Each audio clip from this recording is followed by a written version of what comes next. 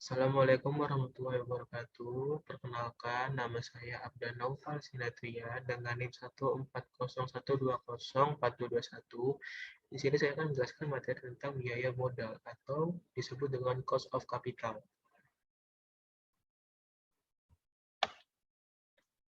Struktur modal. Struktur modal di sini ialah perbandingan atau imbangan hutang jangka panjang terhadap modal sendiri.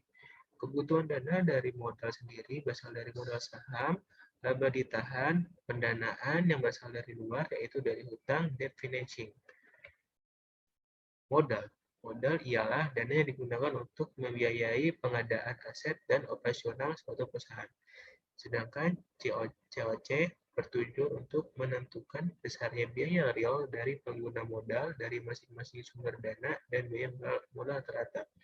Biaya modal rata-rata digunakan untuk menentukan diterima atau ditolaknya suatu unsur investasi dengan membandingkan ROR dan dengan COC. Biaya modal sendiri di sini merupakan atau COC merupakan biaya yang harus dikeluarkan atau dibayar oleh perusahaan untuk mendapatkan modal yang digunakan untuk investasi perusahaan. Perhitungan biaya sangat penting karena ada 3. Yang pertama itu maksimalisasi nilai perusahaan mengharuskan biaya termasuk biaya modal diminimumkan. Yang kedua, keputusan penganggaran modal capital budgeting memerlukan estimasi biaya modal. Yang ketiga, keputusan penting lain seperti leasing dan modal kerja juga memerlukan estimasi biaya modal. Biaya penggunaan dana dari berbagai sumber dana secara individual ini dibagi menjadi 5. Yang pertama, COC berasal dari hutang jangka pendek. Yang kedua, berasal dari jangka panjang.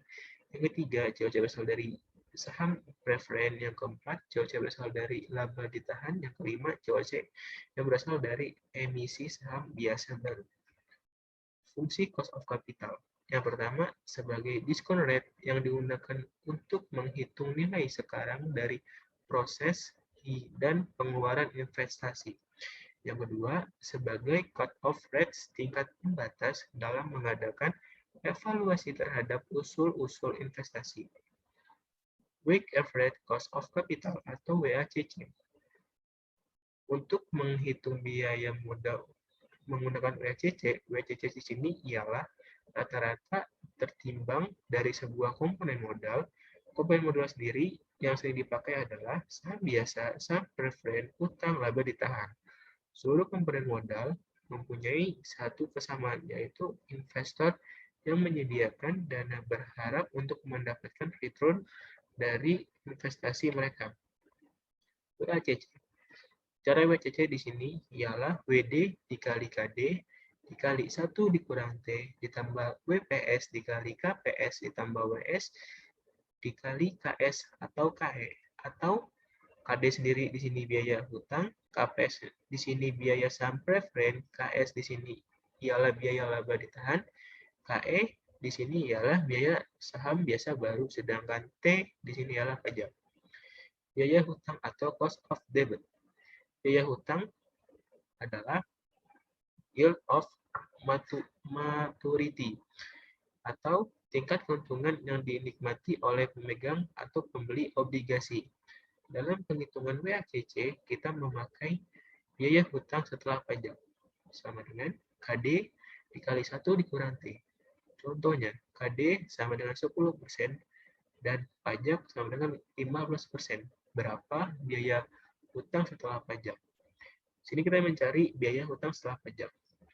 Sama dengan 10% dikali 1 dikurang 15%. Sama dengan 8,5%. Biaya hutang. Penggunaan hutang sebagai modal menurunkan penghasilan yang dikenai pajak karena bunga yang harus dibayar. Karena itu, penggunaan hutang dapat mengurangi pajak yang dibayar tax deductible. Contohnya, PT Aksara menerbitkan obligasi yang membayar bunga 10% nilai nominal jatuh tempo dalam 5 tahun. Obligasi terjual seharga berapa biaya hutang KD? 1000 sama dengan 100 PVIFAKD, 5 tutup kurung ditambah 1000 PVIFKD, 5 sama dengan KD sama dengan 10%. Biaya saham preferen. Biaya saham preferen sendiri ialah tingkat keuntungan yang dinikmati pembeli saham preferen. Caranya, KP sama dengan DP dibagi PN, yang dimana DP ialah dividen saham preferen tahunan, sedangkan PN ialah harga saham preferen bersih yang diterima perusahaan penerbit setelah dikurangi biaya peluncur saham atau flotation cost.